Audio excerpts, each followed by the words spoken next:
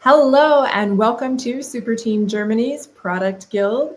We haven't seen you in 4 weeks, but I'm so glad to have you today. And this is the episode you have been waiting for. And it is the episode that I am terrified to put out because we're looking at my work.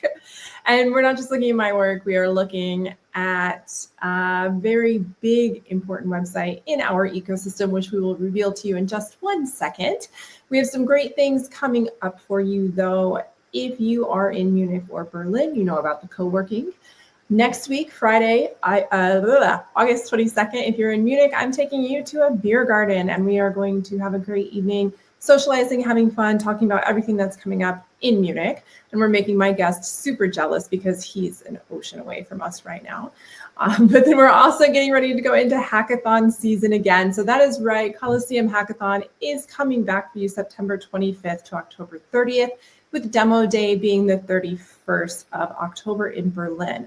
If you are in Munich, we're going to have a couple ideathons building for you. But we have so much going, and this episode is hopefully going to help you out because we're going to walk through one of my designs from wireframe to suggested animations to prototyping to a brand kit I spent hours on and forgot to use. And the best part, I have the designer here who actually took the design to development. Oh my God, we're not even over here. Although I do love design.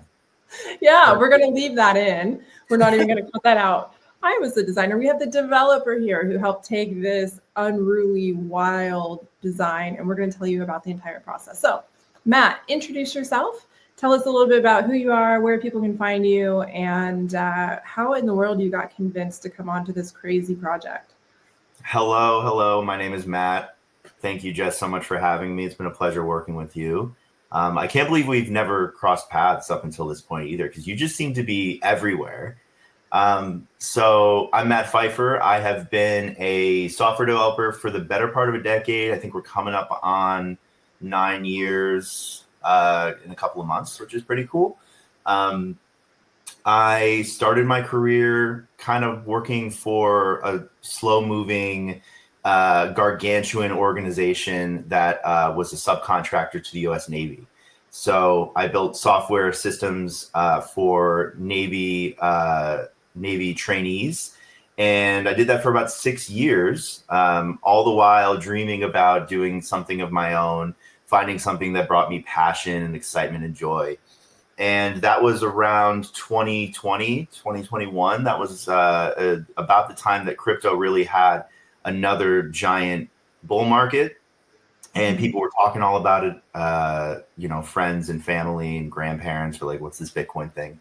And that was the time that it really hooked me, and I had the aha moment that was like, "Oh my God! Like people actually build software products on top of the blockchain using the blockchain like a decentralized database," which is exactly what it is. I spent a few years toying around, making friends, doing some trading, and fast forward to today, it's what I do full time. I build software primarily for Solana. I do some EVM stuff as well, but I have been kind of through the gauntlet. I've been a startup founder. I've been a engineering manager. I have raised money, hired, fired, gotten laid off. I've done it all. And Turbine has been a kind of stable friend of mine for a number of years now. Jeff and Nate from Turbine have been a huge resource to me and great friends to me. And I was in one of their cohorts. They do educational cohorts. I'm sure we'll talk a little bit more about what Turbine is and what they do if you don't already know who they are. And they brought me on to, work at their dev shop a little bit. And they said, "Hey, we have a website. It's pretty good, but we want it to be so much better. And, we have Jess who designed it. Can you build it?" And I said, "Yeah, of course I can. Are you kidding me?" And that's how we got to know each other. And here we are. Yeah, awesome.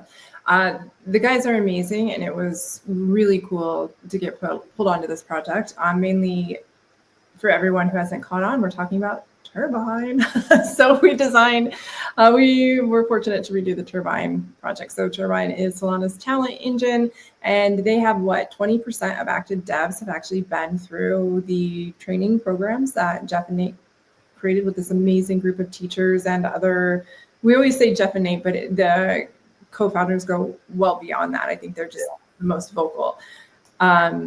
I went through the research program. I still don't know why Jeff put me through it, but we had a great time, and it has opened so many doors. And so if you are curious about getting into the Solana ecosystem, working as a dev, working in research, working really intensely and really getting to know it, I definitely recommend Turbine. I cannot pull up another screen, but I do have a screenshot of how the Turbine website looks right now, and we can share that like in the show notes or something, the screen share if people want to know what it looks like at the moment. But we had this amazing task to redesign it. Actually, let me just remove my screen share. Let's just look at it real quick, right? Yeah, totally. And if you need to send me any links too, I can always bring it up as well. Share screen, Turbine, okay. So Turbine as it is a fantastic program. We love Turbine so much, but this was basically their website. It worked. It had a lot of great selling points to it. It didn't always necessarily say what they were. There were some problems. I think the biggest challenge for them in putting a website together, and it became our problem, right, is that they do so much.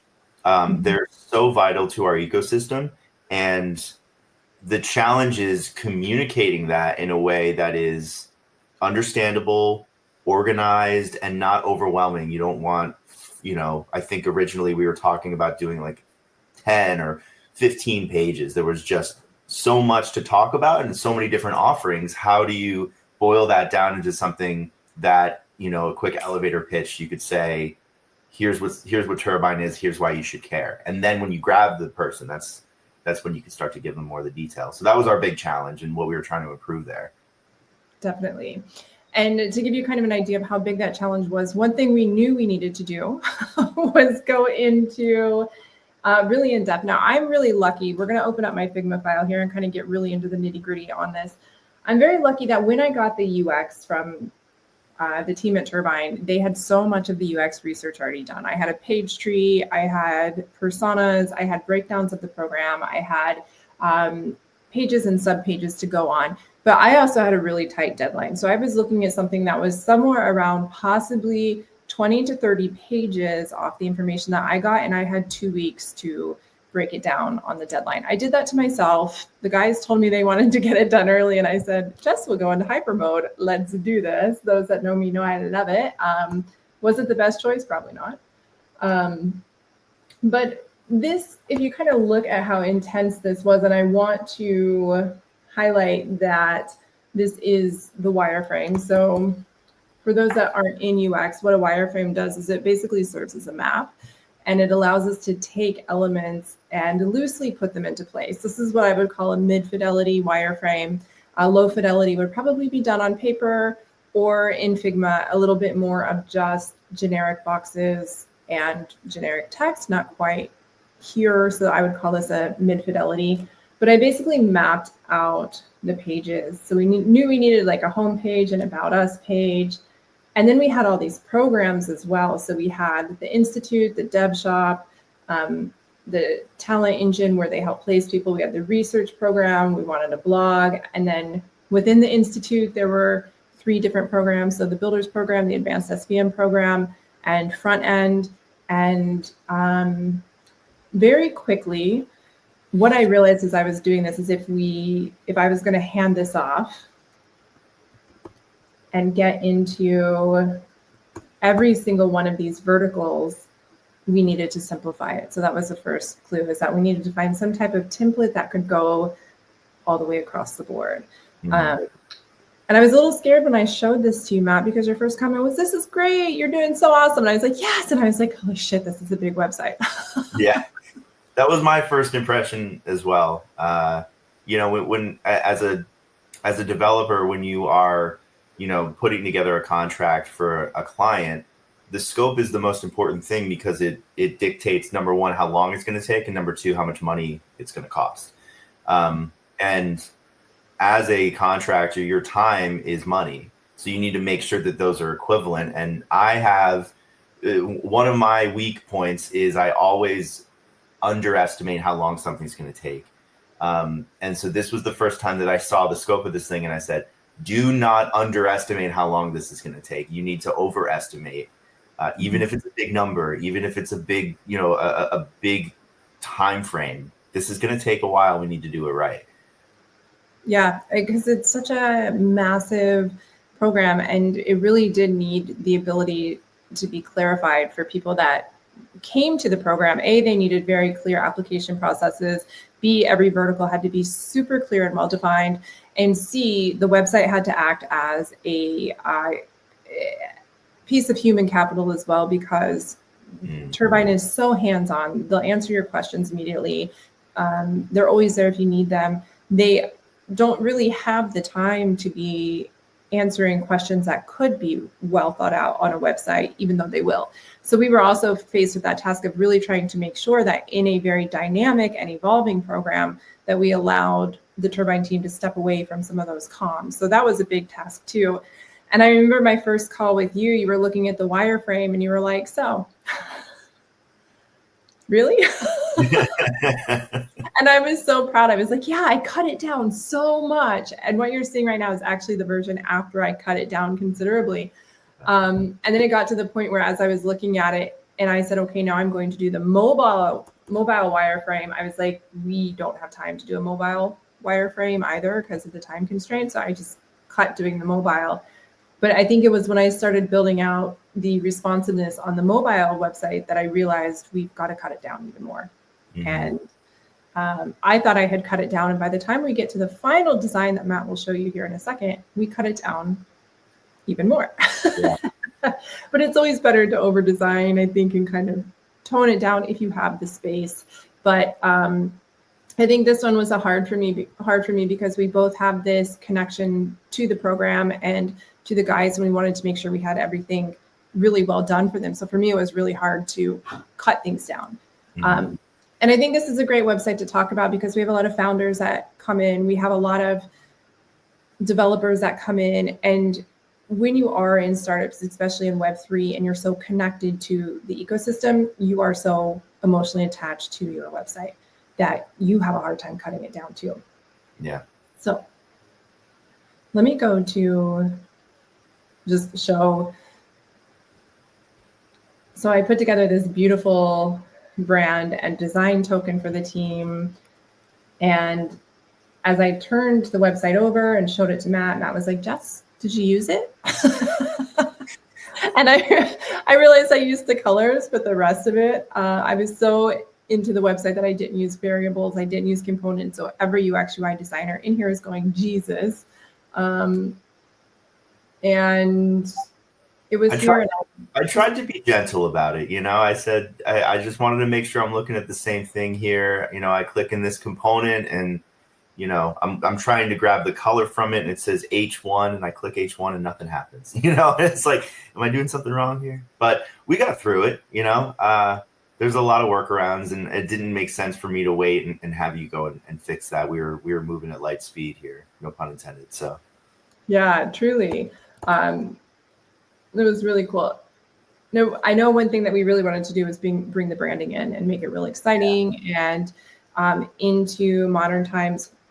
And we had a lot of conversations about trends, how to use trends, how to not use trends, the importance of making something eye-catching. And what I really loved was Jeff and Nate. I loved it and it terrified me at the same time because they just kept saying, I trust you. Mm-hmm. It looks fine. I'm like, what do you mean? What do you mean? Tell me you hate it. Tell me you don't like it. Right. And Nate was like, I trust you. So it was terrifying for me. But I'm going to show some of the play items that we didn't use. So we played kind of heavy neon gradient backgrounds. I played with some like metallic area. And this kind of comes into play a little bit later because I really realized I loved the logo and I wanted the logo to be really recognizable front and center. Mm-hmm. We played with different cards. And while I was doing this, what I realized was, because the website was so extensive, how cool would it be if the menu became a living menu, a living mega menu. And I remember when I gave this idea to the guys, they were like, so you mean like a drop down that is just like a menu? And I'm like, no, not like a menu, but like it drops down and you click through it and all the info is in the menu. And they're like, so like a menu? I'm like, no, like the page is built into the menu. And I was like, hold on. So I got the idea of like a file folder. And that's how this little baby that we have iterated and iterated and iterated upon came to be. I love this thing. I think it really it obviously draws your attention, but it also is so unique and recognizable. And there's a lot of like imagery that happens here too. Like I feel like the shape, the non I don't know what you would say, the odd shape here reminds me of like a graphics card or something computer related. And it's just the way that it all works together. I've always been a fan of, and it was a pain. Can I swear it was a pain in the ass to make happen and make responsive, but we got it, and it's awesome. It was a labor of love. It was such a pain in the ass that I actually hand designed the desktop to the tablet to the mobile. I couldn't even do like responsive within Figma. I was just like, Matt will figure it out. And Matt, I will tell you, Matt made one massive mistake. I asked him, I said, okay, so how clean does my file need to be and how responsive? And he's like, no, I work, within certain frameworks and it's fine as long as I can visualize it. And I was like, okay. Yeah, that was again me being optimistic, right? My my tendency to be optimistic. I'm like, nah, it's okay. I'll figure it out. I've worked with designers of all skill levels, and you make it work. And if I need more, I'll ask you. And I had talked to you a lot.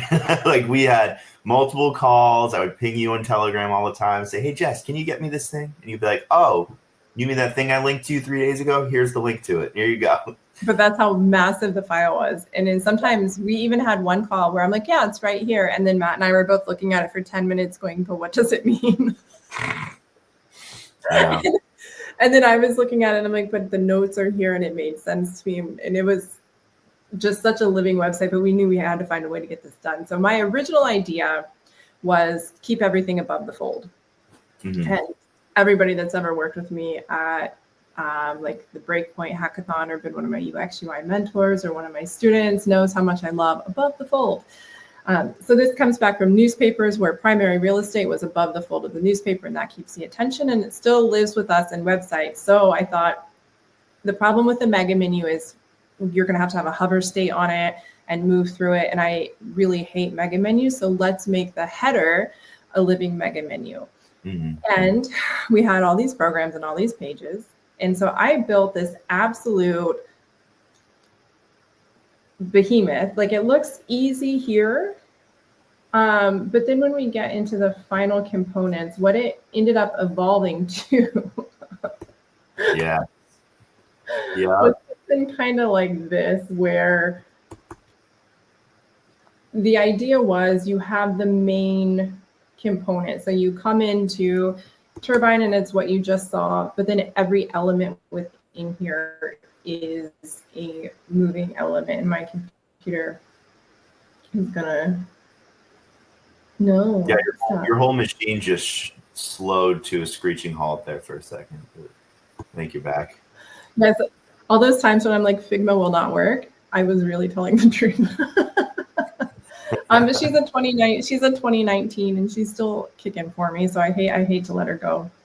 But my idea was every element on this was clickable. So you have the main header, and then you can come into, so from the main point, if we look at this piece, for example, you have the 3 primary programs at the top. So you can click within the 3 primary programs and your main info changes. The green box has info specific to the program. Within the builders cohort that you can hit from the main tab, you can then find what to expect, the curriculum, the success stories.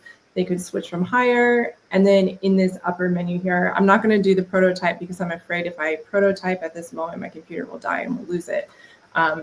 So from this arrow on the top, it would then take them to the builders cohort page. But that also meant that within one header, we had 1, 2, 3, 4, 5 different menus to control and place and make responsive. And I will tell you, Matt tried his hardest, and I saw so many iterations of this. Do you want to show the final header that we finally decided? Yeah, go absolutely. So let's see if I do. I'm just gonna have to do the entire screen. Otherwise, wait, maybe not. Hold on. We can actually go like this even. Ooh. How's this look? Are we there? You are. Nice. Yeah. We're here. So this is it. There are obviously some modifications that we made to the original designs. Again, trying to simplify, trying to streamline, and also, work on a tight deadline. So what we're looking at is the above the fold of the main homepage for the Turbine website. And you can see what we decided to do for, the main page was to highlight everything that they did all in one place. So if you were to summarize Turbine in a single sentence, it would be Solana's premier talent engine. And these 3 buttons are going to go between their different sort of high-level offerings. So the talent engine, the institute, and then their job placement business as well. And yeah, these cards will swipe over time. I think every 5 seconds it just iterates. I think one thing that we didn't make note of was some of the statistics here. These success stories. These are different testimonials from various members of the community. And one thing I do want to do, because I think it's really sexy and sweet, is I'm going to hit refresh here and we'll see the actual enter animation of everything. Beautiful. Jess, you and I talked quite a bit about we want to make the turbine spin, right? And I think that this is perfect. Yeah. We quickly realized that the original Turbine logo was not even and it was off. So I spent about 3 hours mathing the math out of this. And also the way I had it set. In the original design, it was a double layered turbine to where part of it was opacity underneath and over top. And this is where sometimes things look really great in design, but as you bring them into a living page, you have to look at different screens, you have to look at different resolutions, you have to look at load time. And so having the double turbine on, I'm just going to pop over here real quick to show, I don't need to edit my name. So here, this was 2 different logos on top of each other trying to get this effect, and it would have been a pain in the ass for loading, it would have been a pain in the ass for storage, everything like that. So we just really took it down, and when you look at it, the heart of it is completely still there, but it just these very simple, just making it a little bit cleaner. And it's really unless you compare the 2, you don't realize anything's changed, but it's really down to how do we simplify it for the user? Is the user really going to go on this mega menu header and click on those 3 side menus to change the content that's underneath the H1? No. Right. And if they do, how's it going to fit? Is it going to fit across every screen resolution? Does it translate the way that we think it's going to translate? Yeah, exactly. Well, scroll on down for us. Show us what's underneath of here on the homepage.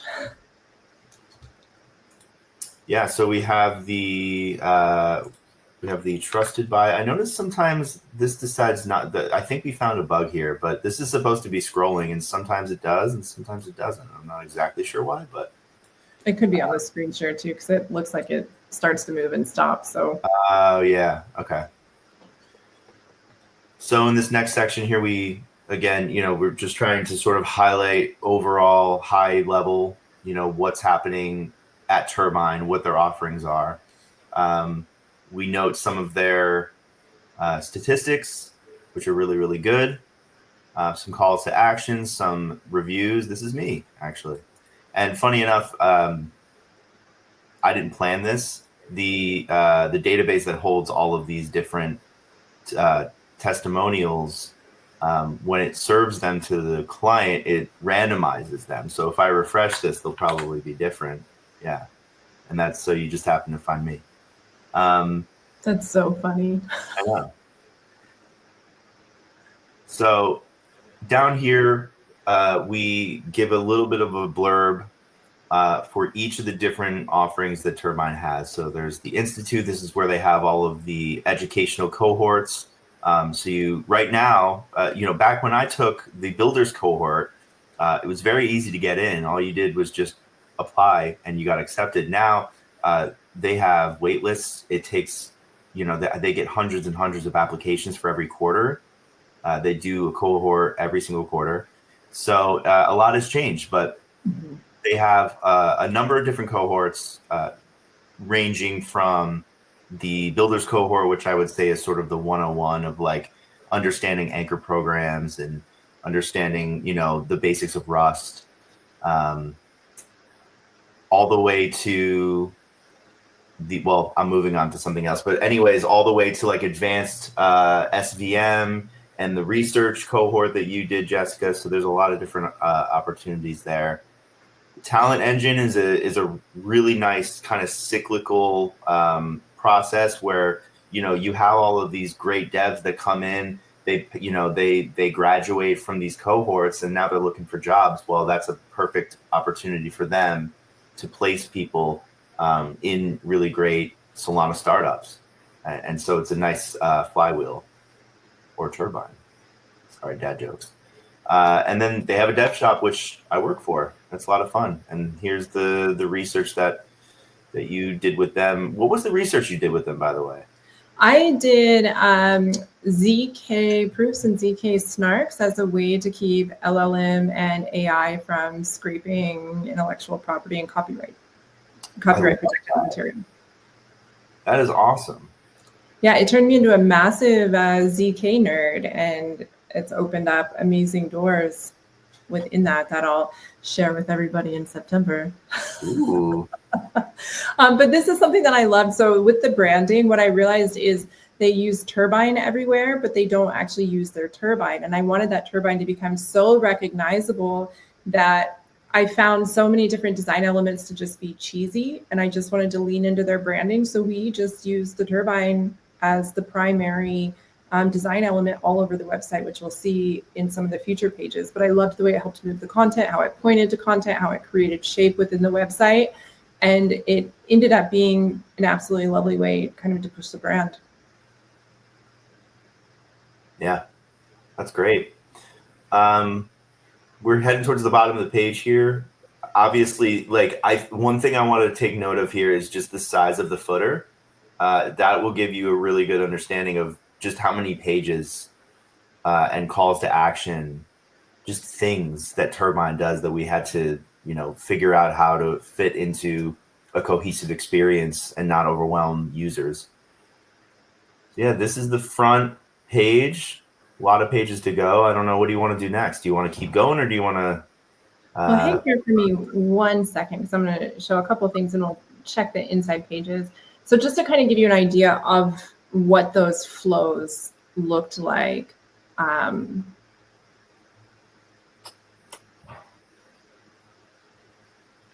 No. Okay. This was kind of an idea of the simplified flow after we had already knocked quite a few pages out. So this is actually in the prototype, and you can see, wrong one.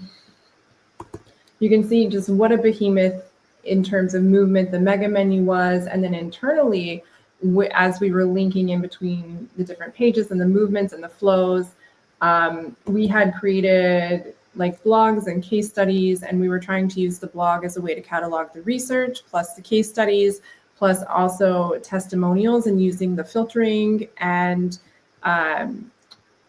tags within the blog to help cut down some of the movement that the team would have to make.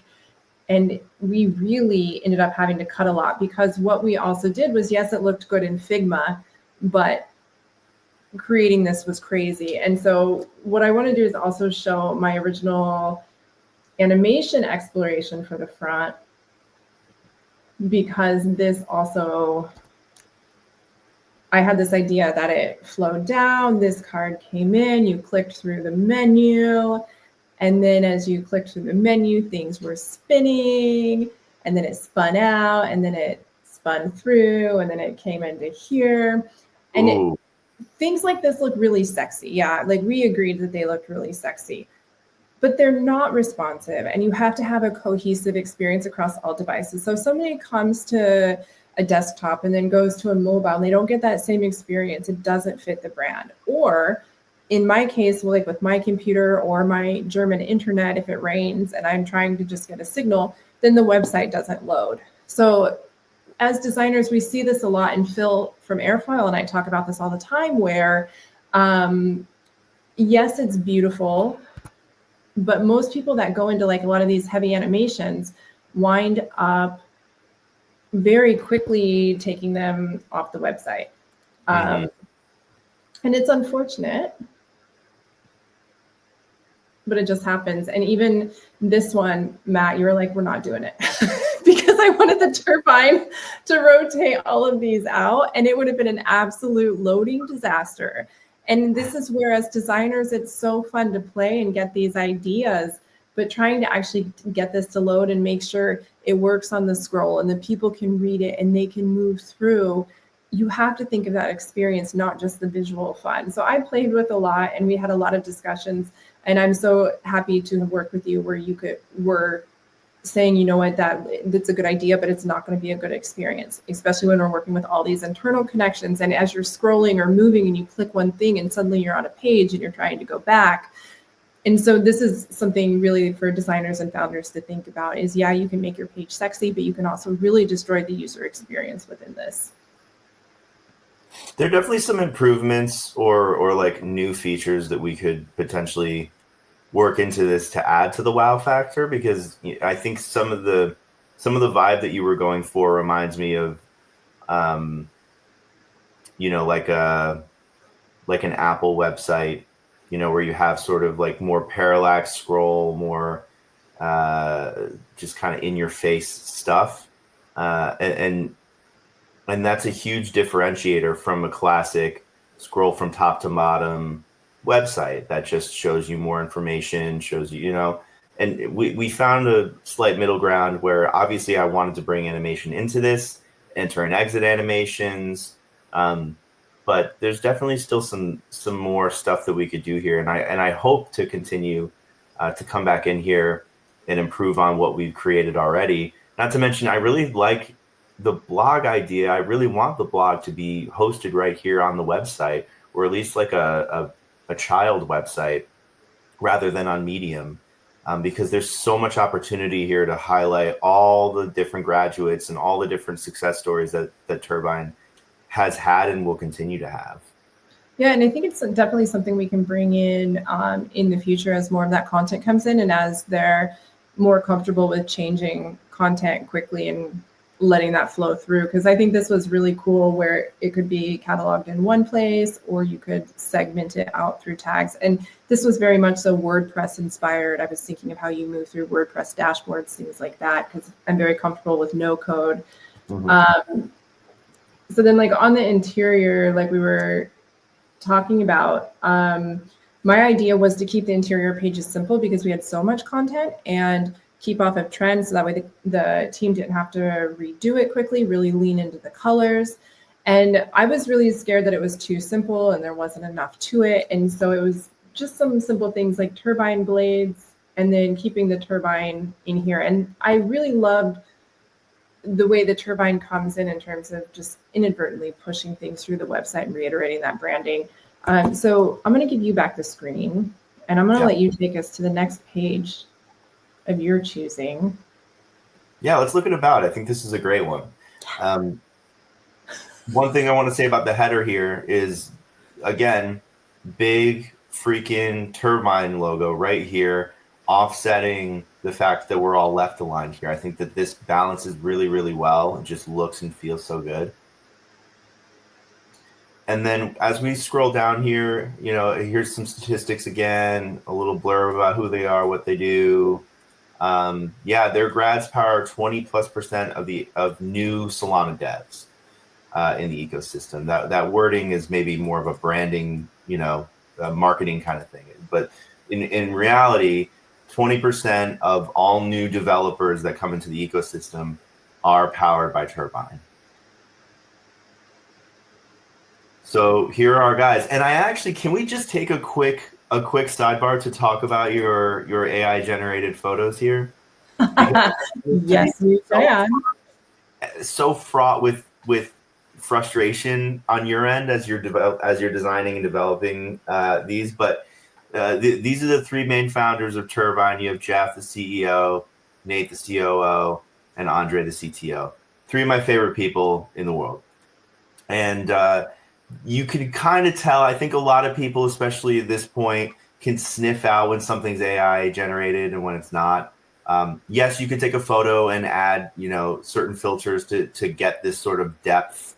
But you're looking at an uncanny valley situation here. And these images, though, are so cool because I shouldn't say all because it's not a very simple process, but you have a custom AI agent, and we pass images of whoever we want to this AI agent, and what it spits out is a sort of Solana themed profile picture, headshot, and these kind of like colors, just you'll see them all over the website, and they look and feel so cool. At first, I thought, oh, these must just be like fun placeholders that Jess built. But the more we talked about it, we're like, no, everyone on this site needs to be, this sort of cool Solana themed AI generated photo. They were placeholders because graphics weren't within my timeline and I didn't work them into the contract at all. So I just threw these in real quickly, came up with something, and then it ended up, the more we looked at them, the more we liked them. We kept them.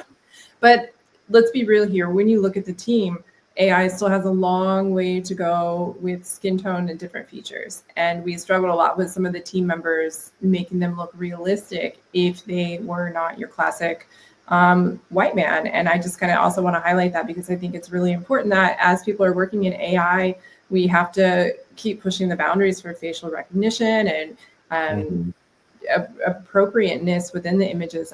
Some of these lovely gentlemen on here, I had to take 42 times to get something that looked like them and kept their features realistic and their skin tone similar. And so AI LLMs do better.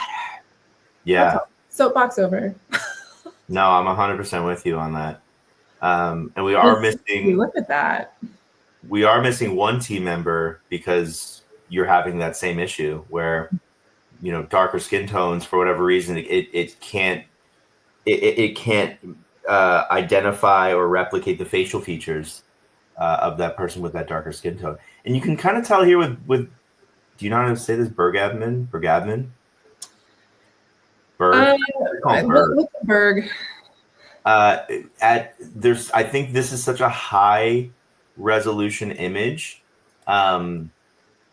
compressed down so much that, like, if I zoom in a little bit, it looks a little better. But yeah, the weird kind of like stippled texture of his skin, when you zoom out too much, it gets all gross and fuzzy. So that's maybe something we should think about adjusting. But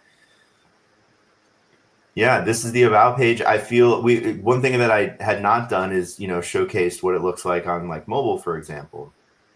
But everything here is mobile responsive. All these animations are still going to work on tap.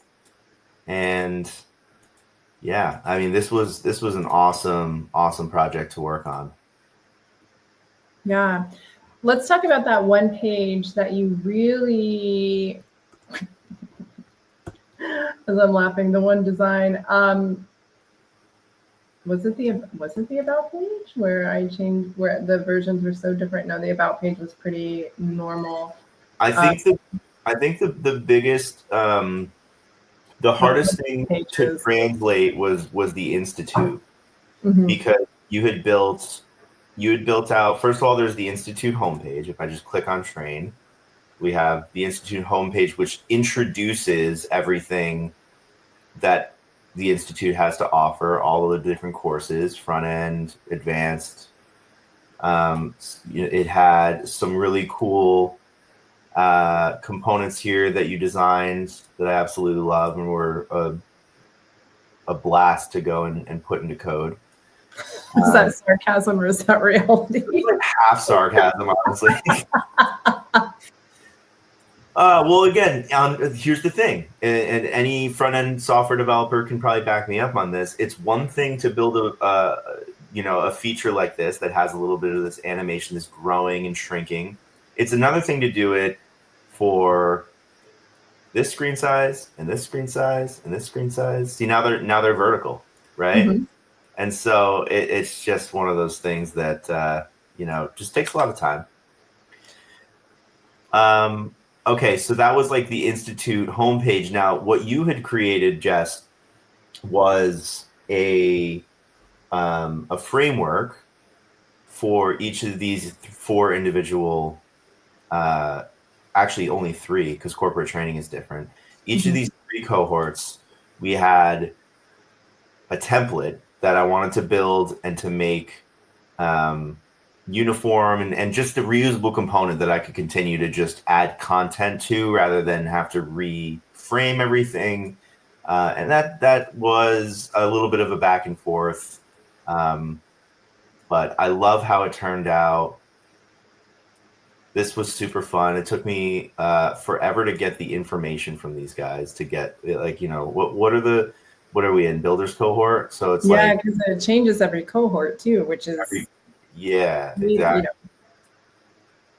And so what you'll notice about a lot of this site, though, is that the information needs to be live, in that if I go, this is a fake date because we haven't actually handed this off to Jeff and Nate to go put in the correct new cohort dates. But that's the thing. The next cohort is going to be different every quarter. And as you change your offerings, add, subtract offerings, edit them, you need to be able to have your website live and able to manage that. So I guess I'm just gonna do this. Well, yeah, I'm gonna do it. I'm gonna see if I can do it. If we can, we can cut it. I had to create an admin panel for them. And the admin panel is where they can go and they can add and remove testimonials, their different program offerings with different curriculum items and details on the program, when it starts and ends, description. This all needs to be something that they can go in and quickly go oh, we have a new research topic that we want to put on the website. Or as you can see, I've been, I never got, a brief research paper summary. So I just, put in a placeholder and said, hey, just go in there. And when you get it, add it. Nice and easy. Just update it right here. Yeah. And this was another reason why we had to keep simplifying it, because their website is such a living artifact and it does change with every cohort, which means it changes 4 times a year for every program, with every date, with every application process, depending on the partner, depending on the focus. So while the original design, some people might be going, oh, but you could have done that. In reality, it would have been consistent changes. So we really did have to keep paring down. What did we end up doing with this one on tablet and mobile? This in particular? Yeah. Yeah, we haven't even talked about the mobile on the mega menu header, which let's just say it was a bitch and leave it at that. Right.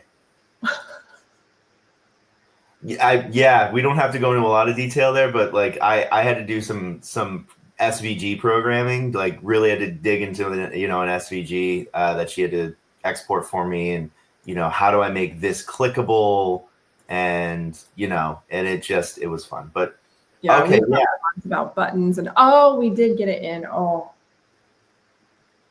Yep. Yeah, that was interesting on that, how to do it. I thought about 100 different ways to do it, and then I went with the simplest, which was this is just a let me see if I can get out of some of the Z stuff. Yeah, this is just a box that is offset. I think it's got 2/3 width of the page, and I gave it a top and bottom and left hand border to make the timeline look consistent, and then each of these nodes is just absolutely positioned. And you saw before that they will stagger in and connect, and it works great, and it looks good on mobile as well. Yeah. I'm going to show the design real quick on this because it was another one where we weren't quite sure what to do. We loved the sidebar, but then you kind of have to figure out the responsiveness. And this was again where I just designed, instead of working on responsiveness and with the 2 weeks and thinking of the design, I just designed every screen resolution separately. So we actually scrapped, if I remember right, the arcs within the tablet because it ended up being a massive pain in the ass, and then we just kept it to the mobile. So again, this is where designers, we can go rogue and we can go, it's just one section, but it can really mess up the whole flow and create more work. So it looks beautifully here. I love the transition, but at the end of the day, we had to say it's not realistic. It's not going to set the right expectation. In the end, it's 3 different designs. It's not cohesive. So the way that this came out in the mobile and carrying that over into tablet is so great because it keeps the original flow within the lines there. Okay, we have about 10 minutes left. So what else? Talk to me about is there a favorite page that you loved, or was there something that you really learned, or something that really pushed you on the website, or what was the moment? I don't know. That's a great question. I think I'll give you the design answer. I'll give you the nerd answer. Perfect. Okay, so my favorite page from a design standpoint has got to be, and I'm just going to walk through here and just make sure that I agree with this. It's got to be the About page. From a design standpoint, like I said, I was already gassing up the hero section here. I really like the spacing and the use of color on important words. I really loved building out the design system, even though you didn't give me the design system in Figma. I spent probably a good 2 to 3 days at the beginning of this project really doing the thing that I always said that I would do in every project and never really did, which is integrating the design system into Tailwind at the beginning, and literally going through and going, here are all the different button variants. Here are all the different button colors. Here are the text colors. Here are the H1s, H2s, H3s, paragraph, etc. And that made it so much easier for me down the line when I went to build something, knowing this is, knowing that I already had those components and systems in place. There's something so simple and so sexy about just this little animation here. Mm-hmm. Because realistically, you can see everybody, and you could actually just kind of cut it here and say these are the 3 founders and move on. But the fact that all it does is reveal their name and their title, and you get to see a little bit more of their faces. There's just something really, really nice about this. And anybody that knows me knows that even though I'm a developer, I come from a place of design, and I just have a really, really strong, is it right brain right? Right brain creative, left brain logical. Yeah. A really strong right brain, and almost went to college for graphic design. So being able to really dig into design elements when I do the work that, you know, provides for my family is like, that's like the cream of the crop. So really, really enjoyed doing this page. All these pages were a lot of fun. There's a couple of things about the homepage I really like. This, we are the Solana engine, how they kind of come in like that. So that was my design answer. My nerd answer is I really loved building the admin dashboard, to be honest with you. I thought being able to link everything up for these guys so that they could update it in real time was just awesome. Yeah. My favorite is the contact page. You know, that popped into my head too, but it felt like a cop out because it's just a form, you know. But no, there's some cool stuff here. It's not just a form, and the reason it's my favorite is because I think as a designer, when you're looking at UX and you have such a complex website like this, it's your job to remind them of your offerings at every single opportunity you can in a clean way. So while it looks like just a contact form, it has the left menu that again reiterates that Turbine has the dev shop, that they have the talent engine, that they do research, that you know how to apply, that you can have a general inquiry. We highlight the research within the research. And so while it looks like just a contact form, what it does is subconsciously, it was one of the places in the website that I could really use behavioral tactics and really tap into reiterating the brand through what looks normal. And it's fun, and it has some kind of sexy elements in it as well that make it interactive. But I loved that little trick in it of saying, hey, it's not just a contact form. Let me remind you of what we do. It's really well said.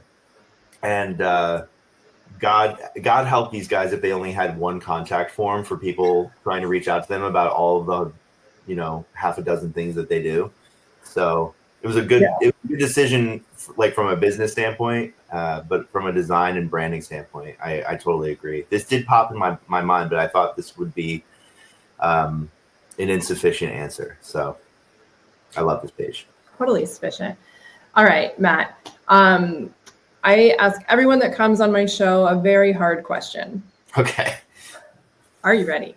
I'm ready. You cannot use Apple or Steve Jobs.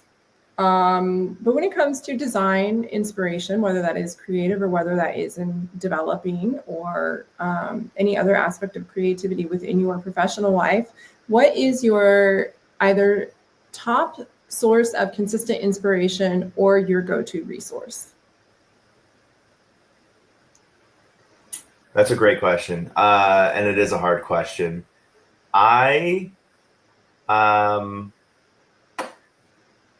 Is Airbnb a good one? I feel like Airbnb is also one of those answers. No, I mean, no, definitely. We've never had it before, so explain it to me. Okay, so if you go to Airbnb's website, there is an let me find it and make sure I'm not crazy. Airbnb has a publicly facing design system that and a design library. It's all open source. It's not just like their brand kit. They have this whole thing called VisX Labs, VISX. If you go to airbnb.io/VISX, they have all of these really, really cool, expressive visualization primitives that they've built for React. And it's a great way, especially in the industry that we work in. Mm-hmm. We're trying to visualize data all the time, and it's not just charts, right? It's if you've ever gone to what is their name? I used to work with them all the time. There's a data analytics company on Solana, and they're a data warehouse. They have indexed all the Solana data that exists all the way back to the first block. Is it Flipside or Dune? It's a Dune competitor, but Dune is a great example too. If you go to something like a Dune, you can visualize data pretty well. This company that I'm thinking of in particular, and I'm sorry that I can't think of them off the top of my head, they have this crazy bubble map that shows all of the inflows and outflows of data all across the network. And so anyways, to kind of bring it back to the original question, finding new and interesting ways to visualize data, whether it be a bubble chart or is it Zanky graph or Danky? You know what I'm talking about? Well, anyways. Yeah, I was Googling it for the exact term. And I was playing with it earlier today. So I'm kind of like you, like I was just playing with it earlier today. Why can I not? Yeah, I'm in there right now and I'm just like, how can I find data that I can put into this thing? Do you know what I mean? Yeah. Sankey, Sankey, a Sankey chart. That's what I was thinking of. So Airbnb.io/Visx, VISX. A lot of fun. Amazing. And Matt, if somebody is watching this and they're like, damn, that's a good website, how do they find you? How do they get a hold of you if they have questions about something you said, about your process, and they just want to like talk or run an idea past you? What is the best social contact avenue for you? I have not. I've kind of I've said a gentle goodbye to X. I'm still on there and will check occasionally DMs, but haven't found a whole lot of value out of X lately. On X, I am trustless_Matt. But if you want to get a hold of me quickly, you can send me an email at hello@mattpfeifer.dev. I also have a website, mattpfeifer.dev, with all the call to action and all of that. And I think those are the big ones. DM me on X or send me an email. And I'm happy to literally just sit down and chit chat just like this. And anybody who has questions or wants to do, what I do. I think that freelancing, even though there are some pros and cons to it, it feels like a life hack because you are your own boss and you work anywhere you want from anywhere in the world at any time. And that can be a blessing and a curse when you're a new dad like me and you want to be up until 3 a.m. writing code, but your kid's going to get up at 7 or 6. So yeah, I'm happy to help. Or if you need work done and you'd like to chit chat about what that would look like with me, I'm happy to do that as well. Amazing. And if somebody wants to get into the Solana ecosystem as a researcher or a dev, where should they go? Turbin.org. Beautiful. And once you do, just tell them that Matt and Jess sent you and you love the website design. It probably won't get you admitted. You still have to work for it, but it'll make us look really cool. Hell yeah. All right, Matt, thank you so much for your time today. Thank you for being an amazing dev to work with. This was so fun, and thank you for showcasing this website with me today. Happy to do it. Happy to be here. Thanks for having me, Jess, and I'm sure I'll be talking to you soon.